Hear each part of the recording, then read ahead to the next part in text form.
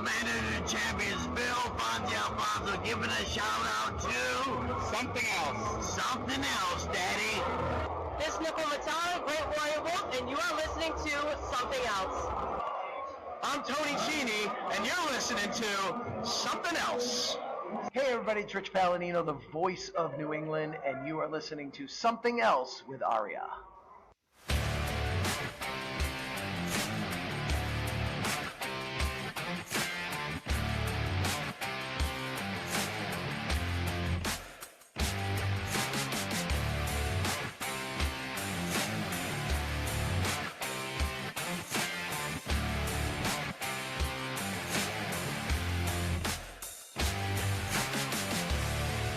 And welcome to a bonus episode of Something Else. My name is Aria. I guess we can call this bonus episode number 2 because Lord knows my twice weekly podcast needs more episodes, I guess. So today, whatever I'm going to say here, we're going to talk about the TNA Rebellion pay-per-view, which, as I'm recording this, just wrapped up a few minutes ago. The big news is in the main event after Broken Matt. Geez, I just pulled a fucking surprise there. I really should restart this fucking show, but what would be the good in that? So in the main event, after Moose defeated Nic Nemeth, clean, I should add, to retain the world title, Broken Matt Hardy returned to Impact, or TNA, and the fans all chanted delete.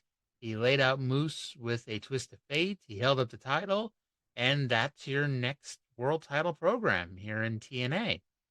A little surprising, especially since, we've been listening to him, or we've been listening to the stories that he was negotiating with WWE and AEW, and, it's very possible that TNA made him the best money offer.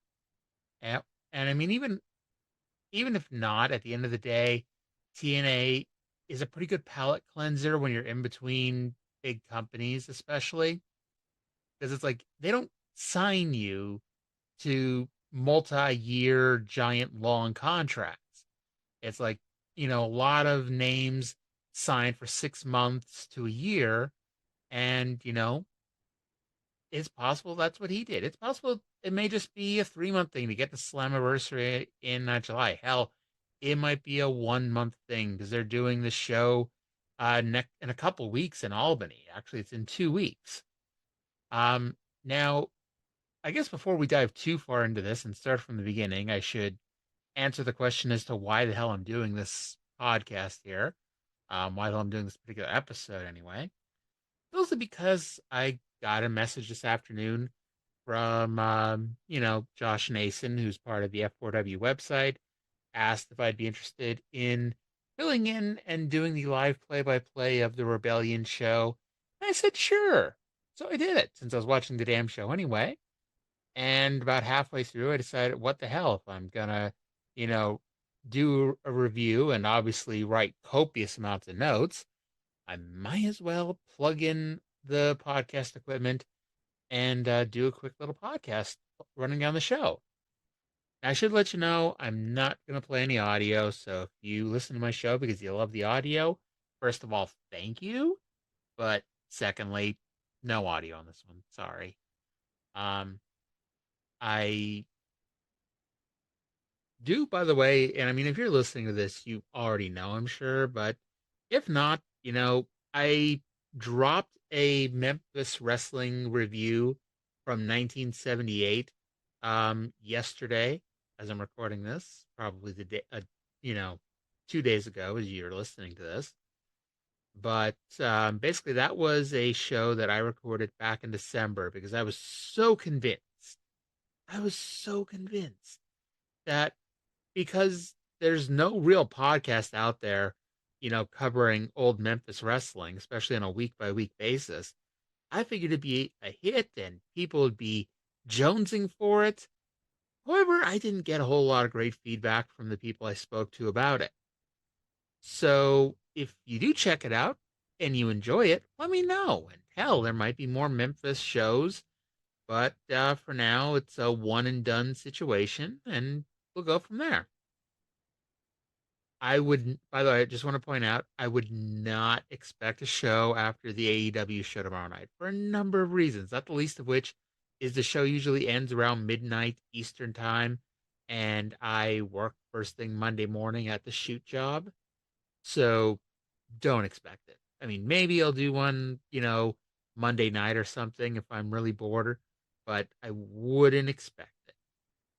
So anyway, let's get into this. It's TNA Rebellion 2024, April 20th, live from Las Vegas, Nevada. Now, this is the second pay-per-view of the TNA 2.0 era. The first show, Hard to Kill, is currently on track to do around 66,000 buys, which may not sound like a whole lot, but literally it is either the biggest or second biggest number of buys TNA has ever done in 22 years. Like, it's either this or the Samoa Joe Kurt Angle cage match at Lockdown in Boston when they did the MMA build to it that Vince Russo had nothing to do with the build. And then they never did anything close to that again because Russo did Russo type writing afterwards. But I want to run down the pre-show first quickly here. They did 3 matches. The first match was the Rascals, who, if you don't watch TNA, is Trey Miguel, Zachary Wentz, and now Myron Reed. It used to be, oh my god, I can't remember his TNA name, but he's Wes Lee in NXT.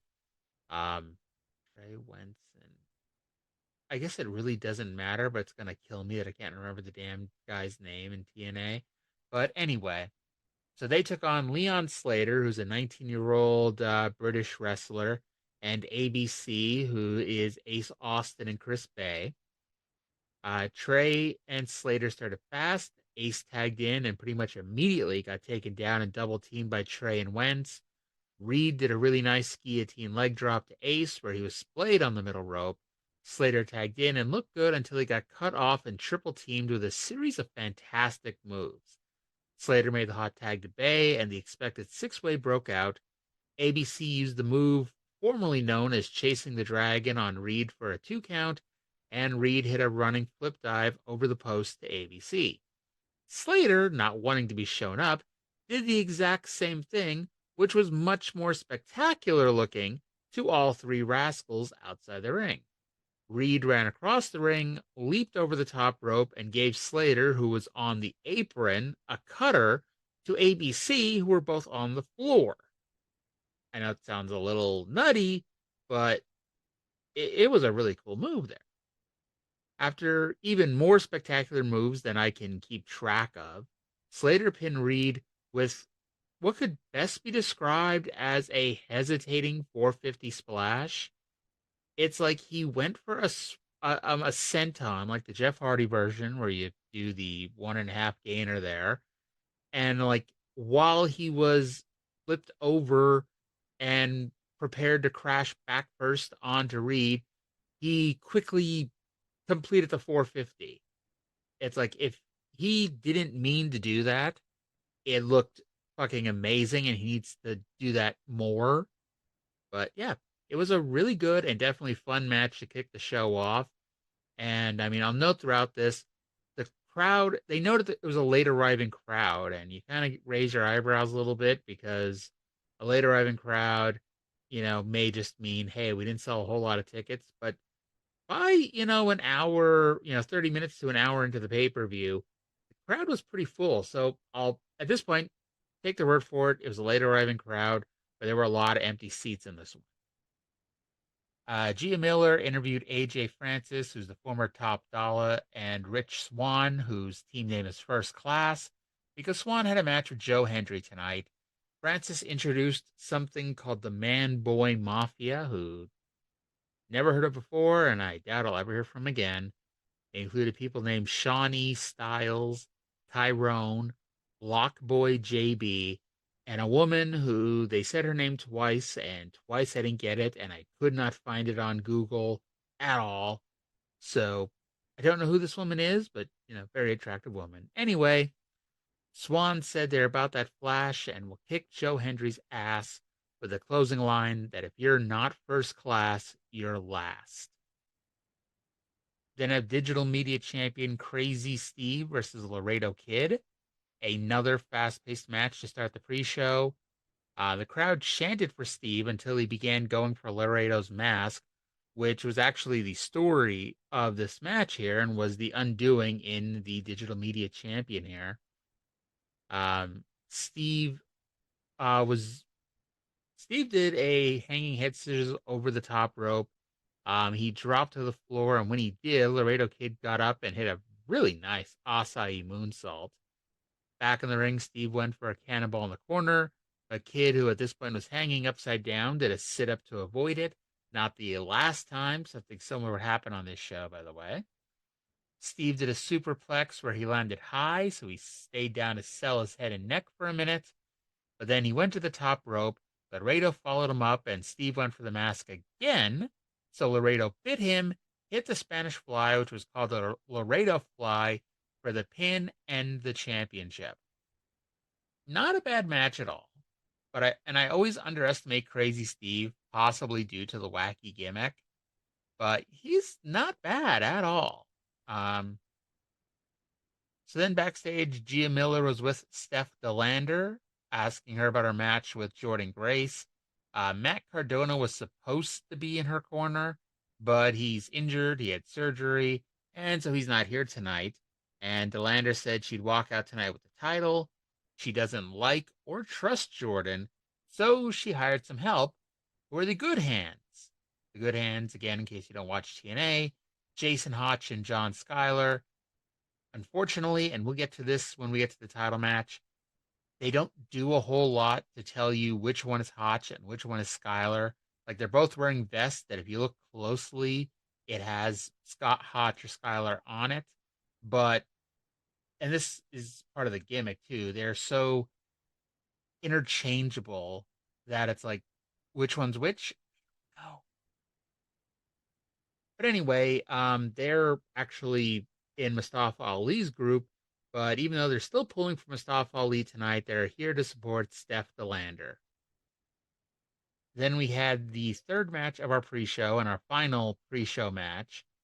Knockouts Tag Team Champion Spitfire, who had Lars Fredrickson of Rancid in their corner. Yes, the actual Lars Fredrickson and not, someone playing Lars Fredrickson. This isn't like when TNA brought in quote-unquote Sarah Palin and it was really, Daphne doing the Sarah Palin gimmick.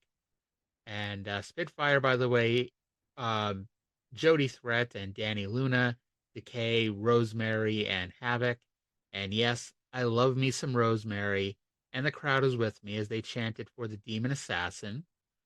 Lars tried to get Rosemary to give up on the same hanging head scissors Crazy Steve used, and Rosemary backed him down before continuing the match. And that was actually the closest to the only thing Lars did to get involved in this entire match. The rest of it, he just stood in the corner of Spitfire.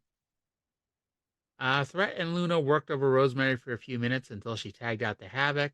Havoc dared Luna to run off the ropes and collide, but Luna was briefly smarter than that as she grabbed the headlock. When the headlock didn't work, she did in fact try running the ropes, but ran right into a headbutt that was heard in Reno.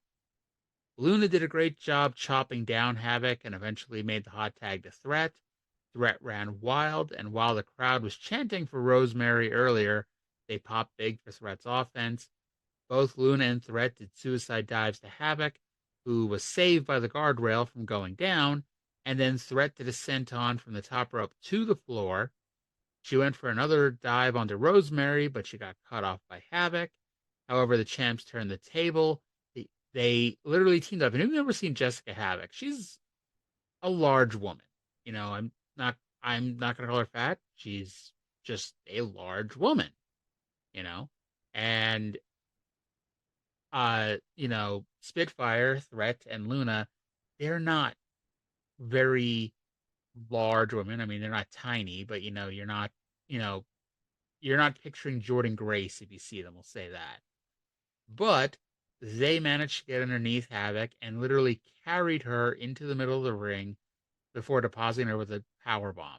And this isn't like, okay, I mean, I I'm sure Undertaker, I don't know if it was Undertaker, but I know Big Show has taken a similar power bomb in the past where he's been on the middle rope and been power bombed off of it, and basically the other person tripped and fell down carrying Big Show. This was not anything like that. This was these two women legitimately carrying her across the ring before dropping her with a power bomb. It was impressive. Finally, Luna pinned Rosemary after some kind of double team drop.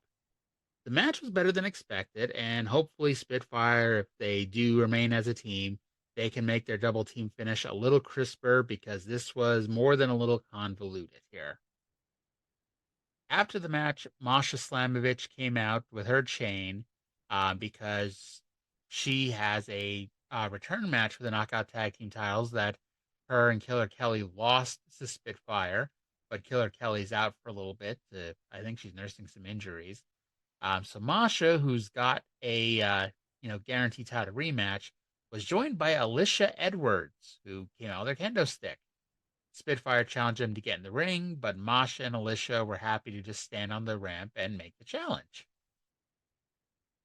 So the last segment, this wasn't a match, but the last segment of the pre-show saw two nameless members of Mustafa Ali's entourage come out. And Mustafa Ali, in case you're not watching, he's very much, I don't want to say he's Donald Trump, because it's incredibly unfair.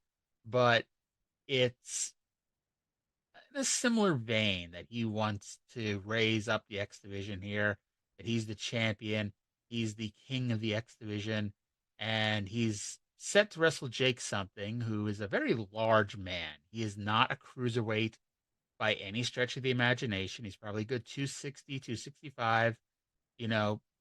He's a fucking big guy. And so the gimmick here is that Mustafa Ali feels that Jake Something should not be, in the X Division. He doesn't meet the qualifications for the X Division. And these two men sat in the ring for a silent, peaceful protest. I don't know how silent it was since they didn't shut up, but still. Cody Deaner then stormed out. And by the way, when those two guys came out, 3 referees followed them and couldn't do a goddamn thing to move them. So Cody Deaner storms out to do what the 3 referees refused to do, and that's get these guys out of the ring. Deaner says that this was the people's choice whether or not the match happened. Deaner asked the fans if he should let the guys sit in the ring and hold up the show, or force them out of the ring so we can start the show. Shockingly, the fans sided with violence. Deaner kicked one of them and gave the other a DDT onto the crotch of the man who got kicked. Ow. That's all we'll say. From here, we're on to the main show. And from here, the pre-show turns into the pay-per-view. And it begins with DJ Ashba, whoever the hell that is, playing the national anthem on his electric guitar. And I will say he did a fantastic job at it. If you're someone who can accept that you can have different versions of a national anthem, I would say check it out. I mean, I don't know. I wouldn't tell you to go pay $40 for a pay-per-view just to see it. But if you get the chance to check it out, I'm sure someone has put it on Twitter somewhere. It was pretty good. If you're someone who's like, the national anthem is sacred, don't desecrate it, and doing something like this might be a desecration, don't watch it. You won't enjoy it. Move on with your life. So they had the opening video where the System, who's Moose, Brian Myers, Eddie Edwards, and Alicia, they were following somebody in a hoodie through Las Vegas into the arena. And I thought the whole point of it was that they were following Nic Nemeth. But it turns out it wasn't Nemeth, because Nemeth walked up behind them as they were entering the arena. He looked into the camera and just said, "Fuck the System." So our first match, X Division champion Mustafa Ali versus Jake Something. Something, as we mentioned, is following in the steps of X Division pioneers like Samoa Joe and Kevin Nash by being a heavyweight doing battle in the X Division. Ali arrived at the arena in a private car and got the Goldberg entrance, being flanked by Secret Service. just to be nitpicky, and I'm nitpicky a few times in this review, but, this is one of those times where I'm really going to be nitpicky here. They showed the Secret Service following behind him through the backstage area and into where the tunnel is, and seconds later, when they got to the tunnel, the Secret Service came out first in front of Ali.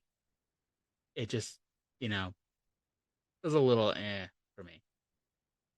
So something used his immense size advantage to run over Ali and tackle the champ to the ground.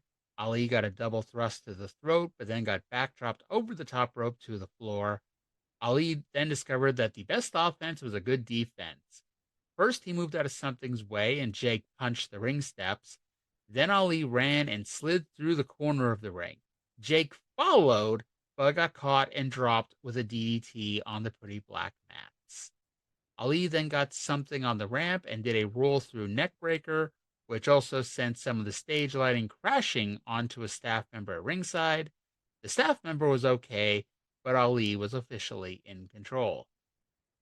I thought at one point they messed up a swinging hurricanrana, but instead it was something blocking it, rolling through it, and turning it into a sit-out powerbomb. Something paid tribute to another former X Division champion, Abyss, remember that, by hitting shock treatment for a near fall. They ended up in the corner, but Ali did a German suplex to the ring apron. Suddenly, the Secret Service men interfered. One distracted the referee, while the other three rolled something into the ring and held them so Ali could hit a 450 splash, but something still kicked out. Something began building momentum, so Ali scurried out of the ring, and something did a tope clear over the top rope to the pile on the outside. Inside the ring, something hit into the void for a 2 count when Ali got his foot on the ropes, and finally Ali rolled up something and grabbed the rope for assistance to get the pin. Honestly, this was a great match to open the pay-per-view, and, what I do is I give, especially for these pay-per-views, I give a match rating on a scale of 1 to 10. If it makes you feel better to say it as stars, just take whatever I say, cut it in half, and that's how many stars the match would get. So to me, this match was an 8.0 out of 10. From here, they show former Buffalo Bill and Los Angeles Chargers Shawn Merriman at ringside. Not the last former NFL player who would show up on this show, and that's not even including Moose, who is a former NFL player and current TNA World Champion. Rich Swann was out next with AJ Francis to do battle with Joe Hendry. Now, when Hendry came out, they showed his music video, and it had, Rich Swann and AJ Francis dancing in it. And to me, and I don't know about anybody else, but to me, it looked like AJ and Rich had hacked the video and made it look like, it's their video instead of Hendry's. But that's not how it got sold. And literally it took Tom Hannafan to explain, how great it was. And that's how I figured out, no, this was Joe Hendry using AI to edit AJ and Swann into the video package. Hendry cut a promo saying that this proves that Swann and Francis are fans of his, and they have come down with a severe case of Hendry mania. And when you come down with Hendry mania, it causes fans to chant, "We believe." Swann took over quickly thanks to a Francis distraction and shoved Hendry's eyeball into the corner of the ring steps. Tom, who was working in WWE until a few years ago, brought up Seth Rollins doing that to Rey Mysterio without actually saying their names, but, you knew what he was talking about. The fans chanted Dollar Tree at AJ while Swann worked the eye. I gotta say, I've watched and reviewed a lot of wrestling in my life. I've never used the phrase worked the eye before. And to be fair, Swann did not seem picky about which eye, because he was kicking at both sides of Hendry's head. Hendry fought out of a guillotine and turned it into a suplex. It's probably best to not ask how that's possible. Francis jumped up on the apron and got knocked right off of it before, I think I screwed this one up here, but Hendry backdrop Swan, who took a 360 bump. Francis yanked down the top rope, and Hendry tumbled outside and then got a chain from the aforementioned Shawnee Styles, who was now at ringside. However, Sean Merriman grabbed the chain and then got in the ring, challenging AJ to follow. AJ joined him, but Sean backed him down. And while the referee was ordering AJ to the ground, by the way, not caring at all that a former NFL star was still standing in the middle of the ring, who was formerly in the front row, they were too busy trying to tell AJ to get down to the floor. So Sean Merriman turned around and knocked Hendry down with a nasty clothesline. The referee turned around as Swan had a frog splash for the 1, the 2, and the 3. I never liked Sean Merriman. He was on the Bills when we sucked. Anyway, the rest of the Man Boy Mafia got in the ring, and the girl, whose name I still don't know, grinded on Hendry's dead body before they all celebrated together. This was the weakest match up to this point, and quite possibly the weakest match on the show. And I gave it a rating of 2.5 out of 10. Then we got Frankie Kazarian versus Eric Young in Full Metal Mayhem. Full Metal Mayhem is essentially TNA's version of a TLC match where all metal objects are legal, although tables are also legal, and tables are not made of metal, but just work with me here. There are no titles involved because neither man is a champion, so this was basically a hardcore match. I would sit here and ask what the difference is between a Full Metal Mayhem match, a Monsters Ball match, or a street fight. However, there's just too many examples in wrestling, and this isn't just limited to TNA giving 83 names to essentially the same exact match. Kazarian, who turned heel a few weeks ago, tried to attack during EY's entrance, but Young just cracked him with his hockey mask that he wears. Young suplexed a ladder into Kazarian, then set up a ladder bridge. However, Kaz turned the tables and sent Young face first into it. A table got set up, and both men teased giving the other one a big move off the apron, but neither went through it. Kazarian then yelled at the crowd to shut up and acknowledge me as your king, which seems to be conflicting advice. Kazarian set Young on a ladder and went for a springboard leg drop, but Young moved out of the way. Young pulled out a baking tray and trash can lid, but then pulled out Abyss's old nail-covered board, Janus. Both men then tried to shove each other's face into the only weapon ever named after Dixie Carter's mom. Young did the Ric Flair flip over the top turnbuckle, but as he ran down the apron, Kazarian ran and speared him through the ropes and through the table that we had spoken about being set up previously. Back in the ring, we got the yay boo spot, and we had dueling baking trays. Just going to say this once. I am not a fan of people doing unprotected weapon shots to the head, even if it's just a baking tray. It still sucks. Kazarian briefly wrapped a chain around Young's neck and used a crossface chicken wing, but Young broke free and used the chain to yank Kazarian off the top rope. Young put a metal trash can on Kazarian's top half, did a few clotheslines and a top rope elbow, and I gotta say, they make aluminum trash cans sturdier than they used to because this one did not want to bend at all. It did, mind you, because at the end of the day, Eric Young is a 200-plus pound man landing on it, but the way I'm explaining it, that can should have been destroyed beyond all repair. But, just take a hammer to the inside of the can and you could have knocked the dent back in its place here. Anyway, Kazarian used an unprettier on a ladder and set up a table while the fans chanted on fire. While the fans chanted for fire.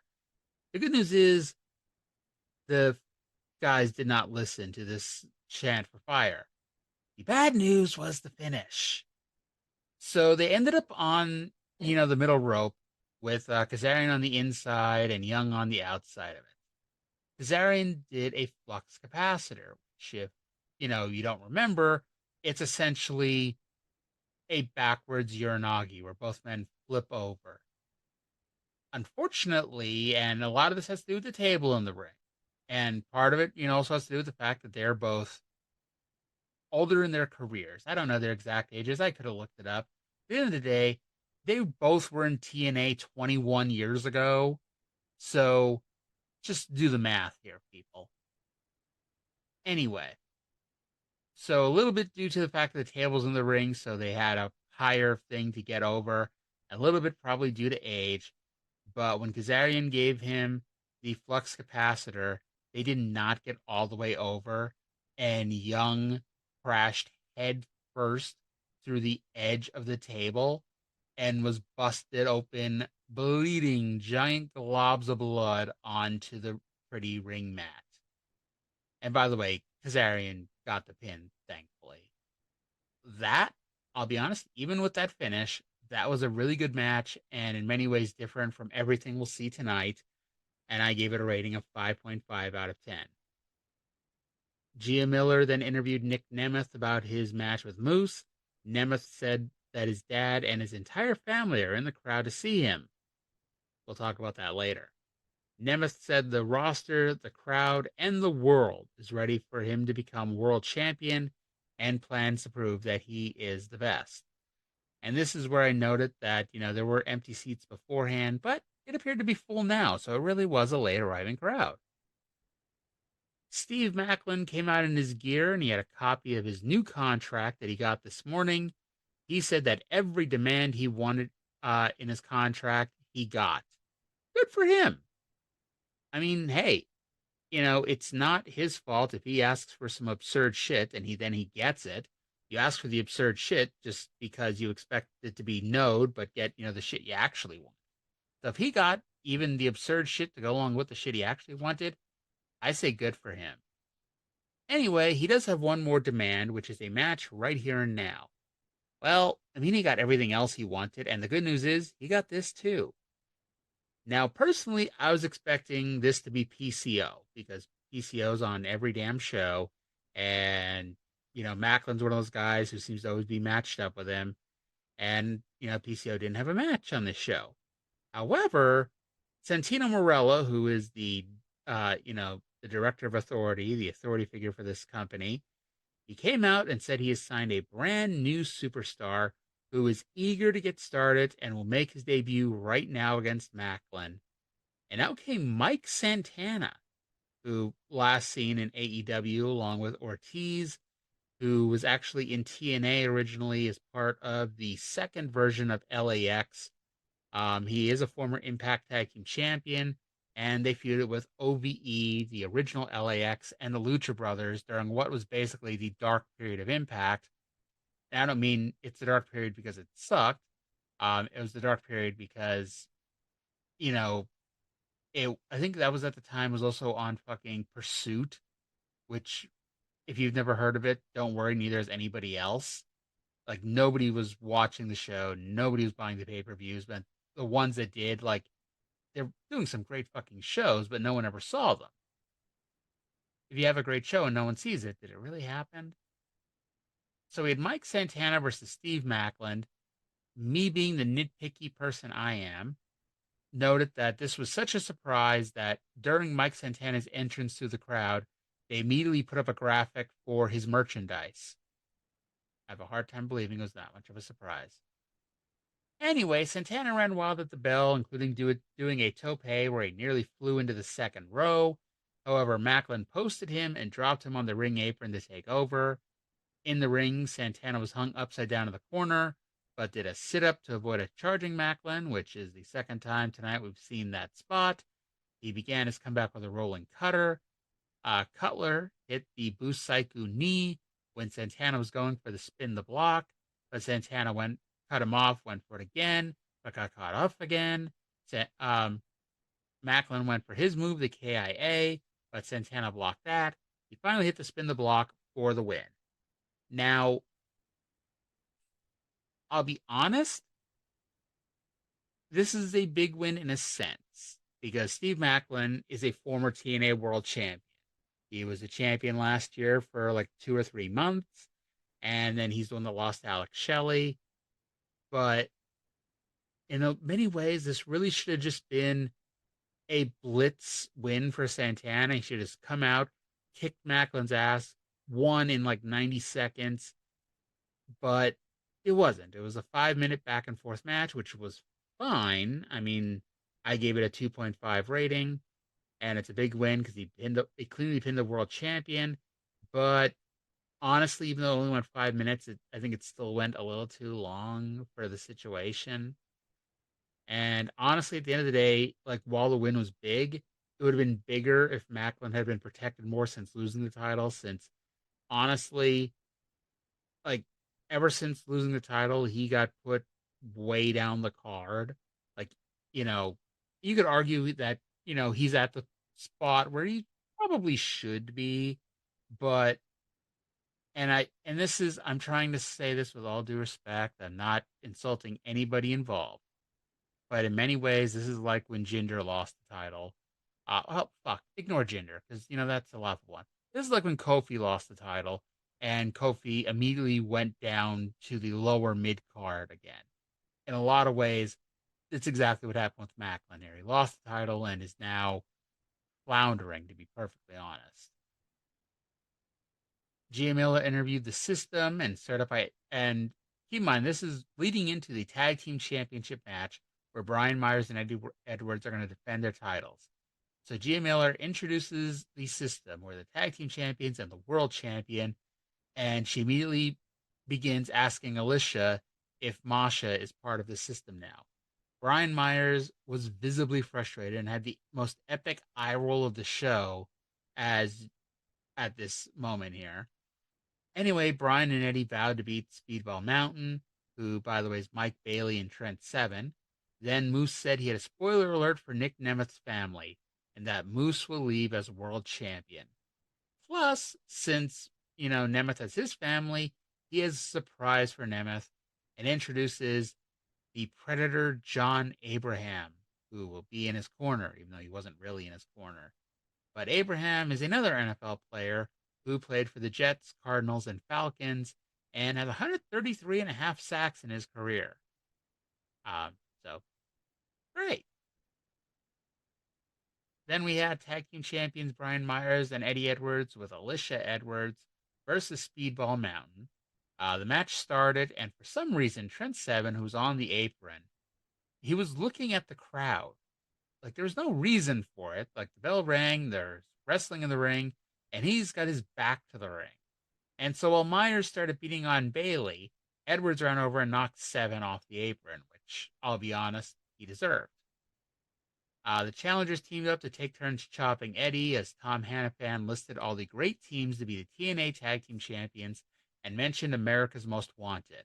Again, I know I'm nitpicking, but America's Most Wanted were never the TNA Tag Team Champions.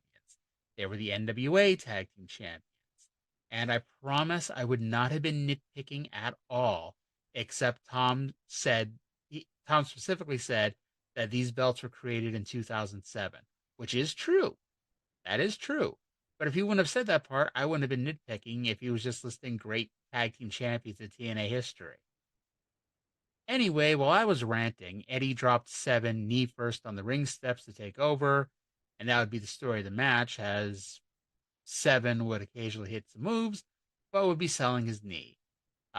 Bailey's feet ran wild on both heels. By the way, Bailey, if you've never seen him, he doesn't wear shoes. He wears kick pads and no shoes, so he's barefoot.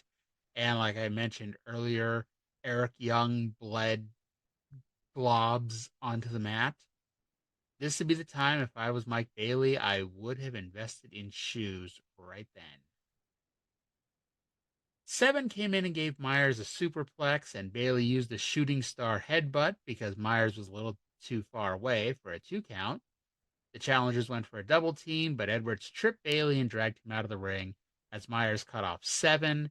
Edwards used a tiger driver and transitioned that into a single leg crab. Bailey tried to crawl in for the save, but momentarily got caught in a crossface.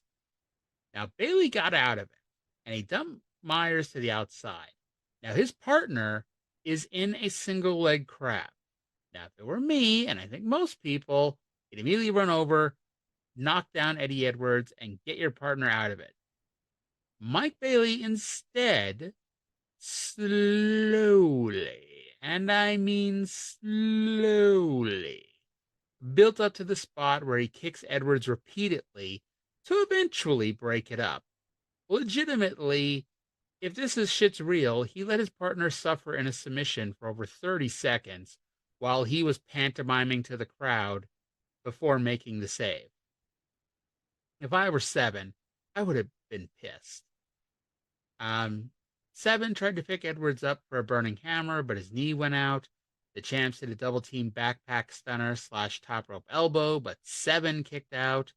By the way, I should point out that is like the most perfectly timed move ever, or it's the worst time move ever, because like Myers is already jumping for the elbow before Eddie Edwards even drops him, and it's like he hit the ground and fell flat on his back just as Myers was connecting with that elbow. There's such a split second, if they were just a split second off, he would have crashed right on top of Seven's head, which would not have been good. By the way, Seven kicked out of that. Seven finally hit the burning hammer. Bailey hit the shooting star knees to Edwards' back, but Myers speared Bailey on top of the pile, breaking up Seven's pinfall attempt. Bailey ran down the apron for a dive to Myers, but Bryan hit a spear to cut him off. In the ring, Seven tried to hold his own, but got pinned after a roster cut and a Boston knee party. And even with its flaws, this match was pretty damn good, and I give it a rating of 7.5 out of 10. Then we had Josh Alexander versus Hammerstone in a last man standing match. This is Alexander Hammerstone, formerly of MLW, and for obvious reasons, they're not using his first name. They had been going back and forth on calling him Alex Hammerstone, but tonight, especially, it's just Hammerstone. And this was a last man standing match. Now, I'll be honest, I'm not a fan normally of last man standing matches. Generally speaking, I find even like when last man standing matches are good, they're great. But when they're not, it's like just slow, plodding, and annoying with all the counting. And this was great. It's not going to be a last man standing match that if you were to sit here and tell me, okay, name the top 5 or top 10 last man standing matches, I wouldn't list this one. But this was a really fucking good match. The story of this was they'd wrestled twice before. They both won one, and the last one where Hammerstone won, he took Alexander's headgear as a trophy, and he came to the ring wearing it as an elbow pad. And this was hard hitting from the opening bell. Hammerstone popped right up from a German suplex and used the belly-to-belly overhead suplex that Alexander got right back up from. Josh ended up on the apron and blocked a running boot and dropped Hammerstone with a power slam on the ring apron, but the former MLW champion got up at 6. Alexander went to the top, but he got press slammed off and onto the ring apron. Hammerstone used a delayed vertical suplex on the floor for another count of 6. Hammerstone yelled that Josh should have stayed down, so Josh slapped him and used a half Nelson suplex on the ring apron. That apron at this point was really the MVP of this match. Hammerstone sold his neck, but managed to get up at 8. Alexander used the figure 4 around the ring post, but Hammerstone, I don't know if his legs are just short, or if his arms are just short, or Alexander's legs are, too short, or what happened here, but he did not hold Alexander's leg, but thankfully, Alexander didn't take a nasty bump on top of his head, thankfully. In the ring, Hammerstone cracked Alexander in the ear with the headgear, which led to his ear getting busted open. Now, I imagine that this was hard-way blood, since I cannot believe someone would blade their own ear, but I guess anything is possible. I should note here that Tom Hannafan, and I've been watching Josh Alexander. Josh Alexander's been in this company, I think, since 2019, and he has worn that headgear the entire time. And no one has ever mentioned why. Like when Rick Steiner had headgear, I mean, he was an amateur wrestler. Amateur wrestlers wore headgear. He was part of the varsity club. And even though Mike Rotundo never wore headgear, he's doing the gimmick. He's wearing the fucking headgear. Josh Alexander, while he's an excellent wrestler, they've never mentioned any reason why he'd be wearing headgear. So Tom Hannafan, he was the first person to ever say what happened. Essentially, what happened was Alexander had an ear injury earlier in his career, and he's been wearing a headgear ever since. Like I said, literally the first time I ever heard anyone explain that. So kudos to Tom Hannafan for doing that. Hammerstone laid Alexander's head against the ring post and went for a running boot. I started typing, but Alexander moved. But then Alexander never moved, and Hammerstone booted his head against the post. While Alexander did get up at 8, he did do a fantastic job selling how discombobulated he was from not only the beating throughout the match, but from that move. Alexander barely beat the count on a torture rack drop and a pump kick, but Alexander laughed, tripped up his much larger foe, and locked on an ankle lock. Alexander at this point is just wrecking Hammerstone's leg in midsection, but Hammerstone blocks the C4 spike, which may have been a bad idea because Alexander responded by kicking Hammerstone's head off.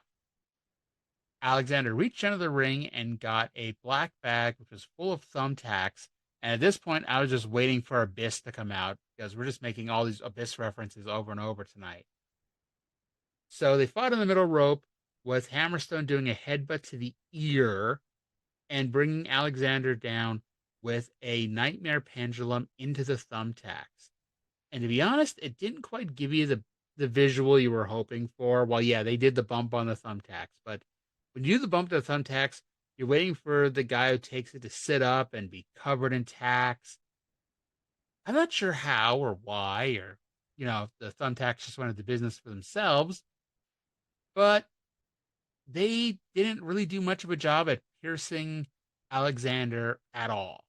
Like, he had some towards, his rear end. Hammerstone had some on his thigh. But basically, they just, stayed sitting where they were, which was just weird. But, whatever. Let's see here. Anyway, Josh got to his feet at 9. Hammerstone grabbed the headgear as they fought to the ramp. Alexander hit a few blows to the head and then hit the C4 spike on the ramp for the win as Hammerstone made his last gasp to get up, but that just led to him falling flat on his face. And Alexander grabbed his headgear before walking off. Now, I imagine a lot of people aren't going to like this as much as I did. I love this match. And part of it, too, is I'm also a huge Josh Alexander fan. And he has nothing but great matches. And I gave it a 9.0 out of 10. And, sure, the finish could have been a little stronger. But the way the match built, it made perfect sense that it just took one C4 spike admittedly on the ramp, and that was it. Then we had an interesting video here. They show a video of Jonathan Gresham, and it starts with him in a boardroom, and he begins talking about himself in the third person. It's like he's just normal looking Jonathan Gresham, and he's like just sitting there taking part in this weird meeting. Everyone leaves, and then he begins, a voice begins talking, and it's very interesting in my opinion. And it talks about how when he puts on a mask, he becomes his true self. And if you've ever seen Gresham's mask, it's like, kind of like an octopus looking mask over his head. And he begins spitting up, and you're expecting, he's going to spit up blood or something. But he begins spitting up ink. Because, like an octopus, they don't spit up blood or they don't shoot blood, they shoot ink. And they, thanks to the magic of television, they show him confronting himself wearing that mask on the other side of the room. It was weird, but in my opinion, it was kind of cool. Then we got his wife in action next. It was Knockouts champion Jordynne Grace versus Steph DeLander, who was with the Good Hands we mentioned earlier. Before the match, George Iceman, who's, a backup ring announcer for the company, he's been around for a few years. He was in a skybox and introduced Ash by Elegance, who is the former Dana Brooke, who appeared in the skybox to watch. Now, this is the second time she's done this. The first, at least the second time. I haven't watched every show since, but the first time was at Hard to Kill when she showed up to watch the Jordynne Grace Trinity match.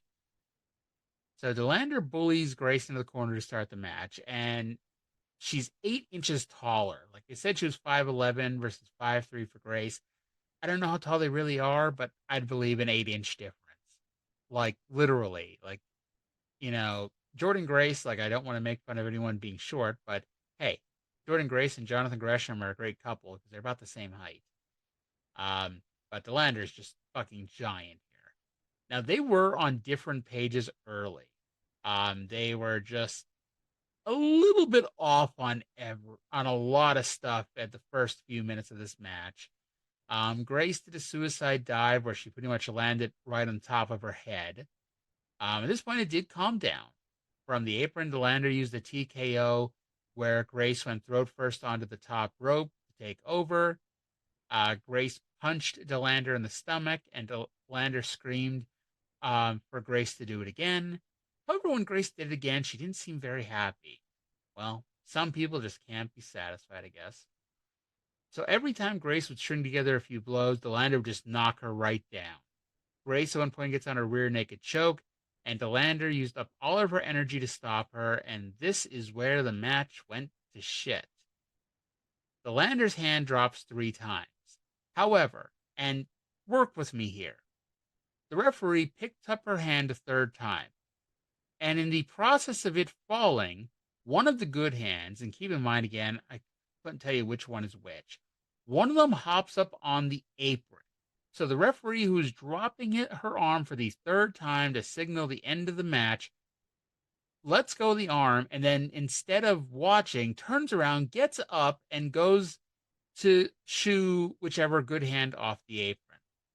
The other one sneaks around to the side and throws the knockout title belt to Delander, but Grace ducked it. She goes for a spinning back fist, but instead she takes out the referee, which, by the way, was the last we saw of this referee. Delander took out Grace with the title belt, and one of the good hands then ran over, took the referee's shirt off, put it on himself, and went for the cover, but the lights went out. Now, in the last few weeks or last few days, TNA posted a lights out video teasing a big surprise. Now, at this point, the biggest surprise we'd seen was Mike Santana, but the lights hadn't gone out. So here we are. The lights have gone out. It's like, okay, we've heard this thing. We're going to have, a big debut, right? Well, remember earlier when I said that PCO came out or PCO didn't come out, and PCO didn't have a match on the show?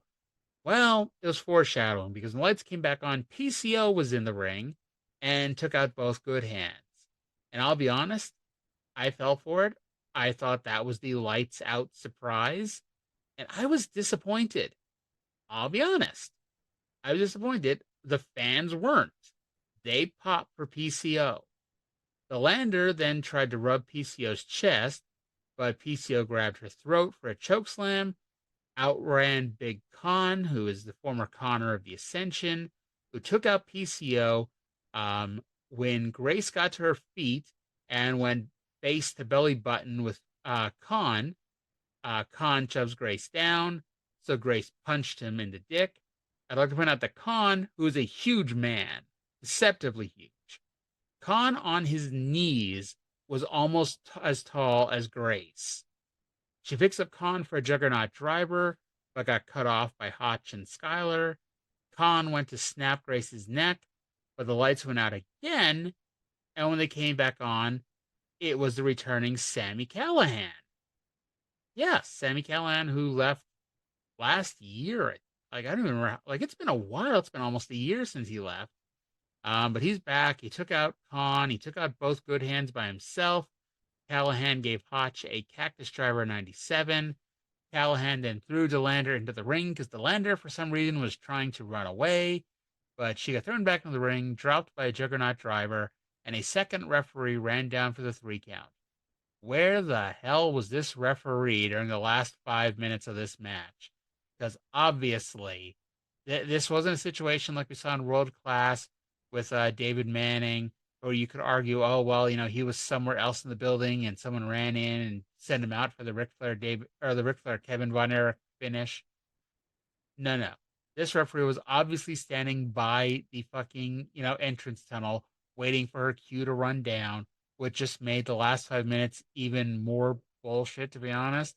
And Matthew Raywald flat out said that the last 5 minutes were a fever dream, and I would agree with him. And to be honest, we've had a lot of really, really good knockouts title matches. Like, okay, none of them are the Awesome Kong Gail Kim matches from 2007, but you're not going to get a lot of that. But there have been a lot of very good to great title matches. This was not one of them. And this is definitely a different title match than we've been used to. With all that said, I still gave it a slightly better rating than I gave some of the other matches. I gave this one a 3.0. If you wanted to give it lower, I sure as hell would not argue with you. Believe me when I say that. At this point, they announced that the next pay-per-view, Slammiversary, is July 20th in Montreal, Quebec, Canada, at Verdun Auditorium. Now, in case you're one of those people who's like, wait, I may not watch TNA, but I know they do more shows, like more frequently than that. They do. They have the 4 main pay-per-views, but then they also do 7 or 8 in between shows, and one of them is in 2 weeks in Albany, which I'm going to be at. It's Under Siege. And then they do Impact the next night. Albany, it's the same place they did Bound for Glory a few years ago. I had a super fun time at that show, and hopefully I will have another super fun time at this one. So main event time, TNA World Champion Moose versus Nic Nemeth. Now, earlier, Nick said his entire family would be at ringside. The people at ringside for Nick were his father, Don, and his brother, Ryan. Now, I'm not going to judge him, but after being at the ROH show and seeing Mark Briscoe's entire family take up the entire first row, I was expecting more than 2 people here. But, oh well. So Nemeth, the story of this match was kind of weird because Nemeth was using his speed, which is weird because Moose is deceptively fast, but they played it way down here. This was, Nemeth's speed versus Moose's size. And that's what they're going with. But it was weird, but it was what it was. Nemeth threw Moose out of the ring and went for a dive, but he got caught and dropped outside the ring. Inside the ring, Nemeth was doing a great job selling, but he threw Moose to the ramp. Moose went for a power bomb, but Nemeth turned it into a Hurricanrana, where Moose rolled on the ramp into the ring. Nemeth goes for a super kick, but Alicia, who was at ringside with Eddie and Brian Myers, grabbed his foot. Now, the referee did not see her grab his foot. However, this was the spot in the match where it was time to throw Alicia, Eddie, and Myers out. And that's what happened. While the world was distracted with that, Nemeth got back to his feet, hit a super kick for a near fall. Nemeth locked on a sleeper. And the whole point of this was Moose was supposed to carry him to the middle rope and then fall backwards. However, Nemeth, I imagine he knows it wasn't a shoot, but Nemeth was, the way it was locked in, Moose couldn't see where the ropes were, at least on the left side, because it took him 3 tries to get his left foot up because he kept slipping on the rope because he couldn't see it. And eventually, Nick adjusted enough to let Moose see it. He gets to the middle rope, he falls backwards, dropping Nemeth to the mat. They end up outside the ring where Nemeth does a famous surge to the ramp. He does a famous surge ran off the ramp to the floor, and then has to break land speed records to jump back into the ring to break up the count, which at that point was at 9. Speaking of 9, back in the ring, Nemeth hit 9 successive elbow drops, but Moose rolled to the floor to avoid the 10th. However, Moose wasn't too smart about it as he rolled outside to lay on the ground, so Nemeth hit the 10th by diving off the ring apron. Moose hit a headbutt in the ring. He called Nemeth a son of a bitch and then yanked Nemeth off the middle rope with a ring-rocking Sky High, which was the sit-out spine buster that D'Lo Brown used to use. We had a series of reversals that ended with a Moose powerbomb in the ring, and then he finally hit the powerbomb on the ramp on the second try. which somehow took out not only the same lights that Mustafa Ali took out earlier, but also the video for a second. Nemeth barely dragged himself into the ring before the count of 10. Moose went for a moonsault, but Nemeth sidestepped it and hit a leg lariat. They did the yay boo spot that evolved into dueling kicks to the head. Moose went head over heels on a clothesline that I don't think he was supposed to do, and I think he hurt himself here because he got a little glassy-eyed, and this is where, like, the match was going really well. It kind of, I don't say fell apart. That would be that wouldn't be right to say. But the match definitely took a big step downwards when Moose took this flip bump off a clothesline. Like I said, I don't think he was supposed to do it. Anyway, the match continued. Nemeth hit his own version of a spear for a 2 count. Moose sidestepped another super kick and hit his own version of the spear to retain the title. So this was a very good match, but not nearly as good as the Alex Shelley match in January, and I gave it a 6.0 out of 10. And so the show ended, and I told you at the beginning what happened, but as the system came out to celebrate, the lights went out again, and this time it was Broken Matt Hardy. And specifically, it wasn't just Matt Hardy, it was Broken Matt Hardy, making his return to TNA. He lays out Moose with a twist of fate, and he leads the crowd in chants of delete as the show faded to black. And I made sure to note, poor Moose. Like, this is TNA's second pay-per-view of the year, and we're currently 2 for 2 in Moose winning the pay-per-view main event and then getting laid out by a debuting star. So we'll see what happens in July at Slammiversary, I guess. So I wanted to give some overall ratings here before we finish the show. Now, I took all of our match ratings and averaged it out and gave it an average match rating of this show of a 5.5. Then I also rate the show based on overall enjoyment because, in my opinion, match quality doesn't always give you an idea of how much you can enjoy a show. You can watch a show that's full of all right matches, and at the end of the day, you really enjoyed watching it for whatever reason. And at the same time, you could watch a show full of really good matches and be like, I was kind of about that show for whatever reason. So that's why we also have an overall enjoyment rating, which out of 10, I gave a 7. Not as good as Hard to Kill, but still a very fun show to watch, and one where ultimately the 3 hours of the main card just flew by. And then I also rate future build. So basically, how well did the bookers book to make me not only want to see the next chapter, but also what did they set up to move forward with? And for this, I gave a 5, just because, like, I was not that interested in Jordynne Grace versus Ash by Elegance when they teased it in January. And that was after Jordynne Grace had a great match with Naomi. This time she had a bad match, and, Ash by Elegance, Dana Brooke, she's good in certain situations. I'm not expecting much from her. However, with that said, I am looking forward to see where the Broken Matt story goes this time around, because I'll still say to this day, the time that the Broken Matt stuff really worked was the original run in TNA, and not just because it's the first time he did it, but because, TNA has always been a little off, and that's kind of, they've embraced being a little off, especially the last few years. And in a world where they got to do something to stand out, they stand out by being a little off. And in my opinion, this is where the Broken Matt gimmick really works, more so than WWE and more so than AEW, because, again, it's a company where things are a little loosey-goosey, but not in a ridiculous way usually. And I think, I think, even if he's only here for 3 or 4 months, I think it could be a really interesting, next few months with him here. So overall rating, basically just averaging out the 3 scores I've given it here, he gives an overall rating of a 5.83. So if you want to give it a solid thumbs in the middle, that's where we are here, And again, this is just one person's opinion. You may have hated the show. You may have thought it was better than I did. But this is my thoughts.